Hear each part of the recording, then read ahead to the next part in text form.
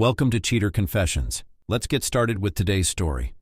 It all began with a trip, Stephanie's dream vacation to Europe.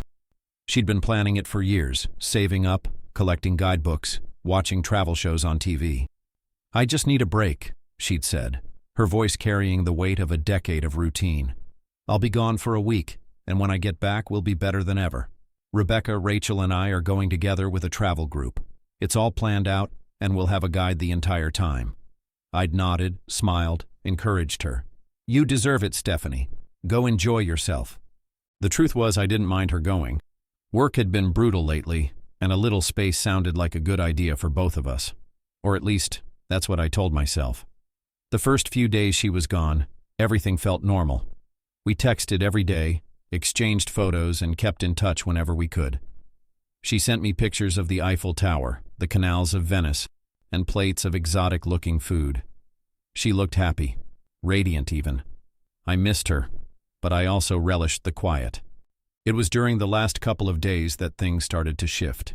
Her messages became shorter, less frequent. Calls went unanswered, and when she finally did reply, her tone seemed distant. I chalked it up to the time difference, or maybe she was just tired. But a nagging feeling began to creep in. When she came home, I was waiting at the airport with flowers. She looked different. Her hair was styled in a way I'd never seen, and there was a new confidence in her step. She hugged me tightly, almost too tightly, and kissed me on the cheek. "How was it?" I asked as we walked to the car. "Amazing," she said, her voice almost too bright. "Europe is everything I dreamed of and more." Her answers were vague, her stories rushed. Something was off, but I didn't push. I told myself I was imagining things.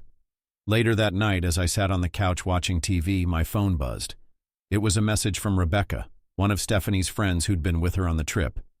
"David, I need to see you tomorrow. It's important," she wrote. Rebecca. She'd always been complicated. She had a way of looking at me with a gaze that lingered just a little too long, her eyes carrying something more than friendliness. When Stephanie wasn't around, even just for a moment, like if she went to the kitchen to grab something, Rebecca would find a way to get close to me. Too close. There was a time she leaned in, her face inches from mine, as if she wanted to kiss me. I'd stepped back, brushing it off awkwardly, determined not to betray my wife. So when I saw Rebecca's message, my stomach twisted. I couldn't shake the unease it brought, but I told myself it was better left unanswered. Whatever she had to say, I didn't want to hear it. I put my phone down, determined to focus on Stephanie and not let anything else distract me. But just a couple of days later, things started to take a turn. I'd come home early from work, hoping to surprise her with dinner. As I walked through the door, I heard her voice, low and urgent, speaking quickly into the phone. "I told you it's over. I can't talk right now," she said before hanging up abruptly. When she saw me, her face flushed. "Who was that?" I asked, trying to sound casual. "Just a friend," she said too quickly. "From the trip." "Which friend?" I pressed. "Just someone I met in a tour group," she said, brushing past me. "I'm going to take a shower." Later that night, I sat on the couch, my mind spinning as I replayed the events of the evening. The way I'd caught Stephanie on the phone, the rushed words she'd said, and the strange way she'd shut me out. It all felt off. I couldn't shake the feeling that something was slipping through my fingers. That's when my phone buzzed, pulling me from my thoughts. It was a message from Rebecca again. My heart skipped a beat as I read her text. "David, I need to talk to you. It's important. It's about Stephanie. Can we meet tomorrow?"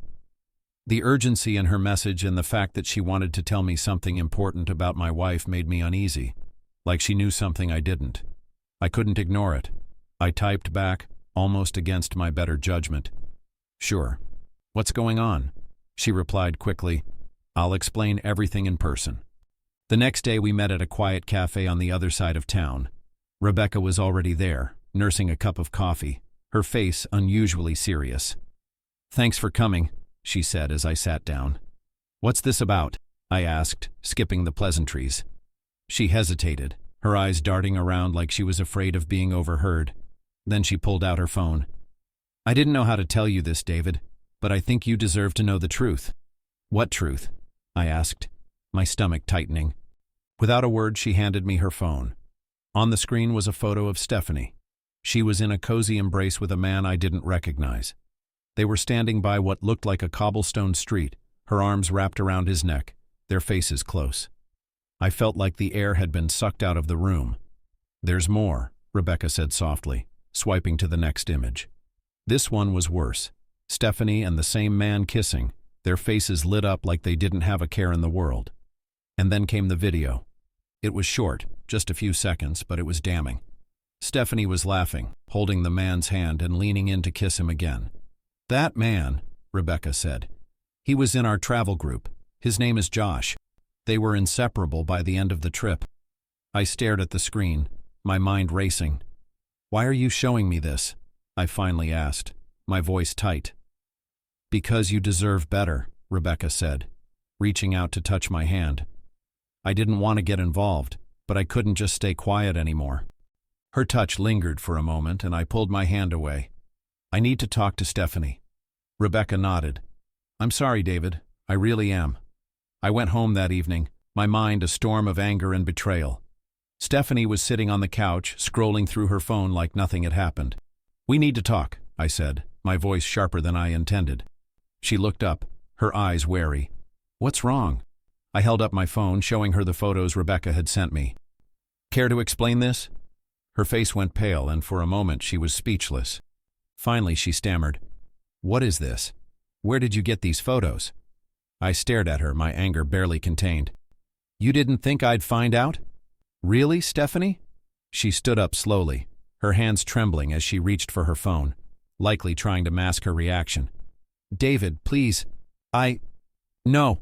I cut her off sharply. "Don't try to deny it. I have the photos, the video. You were kissing him, hugging him. How could you do this?" Her eyes filled with tears, but I pressed on. "Why? What did I do? What does he have that I don't?" She swallowed hard, her voice cracking. "It wasn't like that," she stammered. "I didn't mean for it to happen. It just did." "It just did?" I scoffed, my anger rising. "You think I'm stupid? You expect me to believe this was some accident? You were gone for a week, Stephanie. A week. And this is what you did?" She clasped her hands together, visibly shaking. "It was a mistake. A horrible mistake. I was caught up in the moment, away from everything. From you. I wasn't thinking." I stepped back, disbelief washing over me. "So that's your excuse? You didn't think about me? About us? About everything we've built?" Tears streamed down her face as she whispered, "I was ashamed, David. I still am. I know I hurt you, but I swear it didn't mean anything. I regret it every single day." "You didn't just hurt me, Stephanie. You broke me." She dropped to her knees, sobbing. "Please, David, don't leave me. I love you. I'll do anything to make this right, to prove I can be the wife you deserve. Please give me a chance." Then she grasped at my hands, desperate. "I'll spend the rest of my life making it up to you, I promise. Please, don't give up on us." I didn't say a word. Instead, I turned, walked to the shelf, and grabbed our marriage certificate and wedding photo. Stephanie froze, watching in disbelief as I tore both in half right in front of her. Her sobs turned into a wail, but I remained cold, detached. "It's over," I said firmly. "I'll file for divorce. There's no going back after what you've done. Nothing will ever be the same." She collapsed onto the floor, sobbing uncontrollably, but I didn't care. The trust, the love, the foundation of everything we had, it was gone. I grabbed a few of my things, clothes, my laptop, and a couple of personal items, and left the house. I didn't care about anything else. I couldn't stay there, not after what she had done. I needed to get away. I went to my friend Jake's house, told him everything that had happened. His jaw dropped when I finished the story. "Man, I had no idea." He trailed off, shaking his head. I'm sorry, David, that's messed up." He offered me a drink and a place to crash for a few days. I needed to think, to get away from everything. "Listen, my cousin knows a really good lawyer," Jake added after a moment, taking a swig of beer. "He can help you with the divorce, no questions asked. I'll get you the number if you want." I nodded, feeling the weight of it all pressing down on me. "I'll call him tomorrow." The next day, just as I was getting myself together, my phone buzzed. It was Rebecca. "Hey, David," she said, her voice light but with an edge of concern. "I know you've been through a lot. If you want to go out or just need someone to talk to, I'm here for you." I was taken aback for a moment. But the loneliness, the anger, the emptiness, it all hit me like a wave. I needed to escape, if only for a little while. "Yeah," I replied, my voice quieter than I intended. "I'd like that." We met at a bar downtown. The dim lights, the music, the buzz of conversation, it felt like a good place to drown out the chaos in my mind. Rebecca and I found a quiet corner, a booth away from the crowd. She was closer than I expected, her presence calming, but there was an energy between us, something unspoken. "You don't deserve any of this, David," she said softly, looking into my eyes with an intensity that made me uncomfortable, and yet I couldn't look away. "You deserve so much better than what Stephanie did to you. It's not right." I swallowed, the sting of it still fresh in my chest. I don't know what to do anymore. I thought I had everything, and now it's all shattered. Rebecca leaned in, her voice dropping. "I get it. I've always gotten it. I know what you're going through. And I've always wanted you, David. I've wanted you for a long time." My heart skipped a beat, and I felt a jolt of confusion. Rebecca had always been my wife's friend, someone I saw only in passing. But the way she was looking at me now, it was different. "I'd give up my friendship with Stephanie for you," she continued, her words slow and deliberate, "if it meant we could be together." The words hung in the air between us, and I could feel the tension building. I didn't know what to say. The grief, the anger, the betrayal, they all collided with something else, something raw and real. Before I could process it, Rebecca's lips were on mine. The kiss was soft at first, tentative, but it quickly deepened as everything else faded away. I didn't pull back. In that moment, the world seemed distant. When we finally broke apart, I was breathless, conflicted, and lost in a whirlwind of emotions. I didn't know what I was doing, but it felt like something I needed, something to fill the void, if only for a moment. But as the fog began to lift, reality set in. I knew things couldn't stay the way they were. I had already taken the first steps toward moving on, and it was time to follow through. The divorce proceedings were swift. I called Jake's cousin, who put me in touch with a lawyer, and before I knew it, papers were being filed. Stephanie didn't fight me on it. Maybe she realized she couldn't win this battle. It was clear to me that there was no going back, no fixing what she'd broken. Rebecca and I grew closer in the weeks that followed. She was there when I needed someone to talk to, someone who understood the pain I was going through. We spent late nights together, talking, laughing, and comforting each other. Slowly, the walls I had built around my heart started to come down.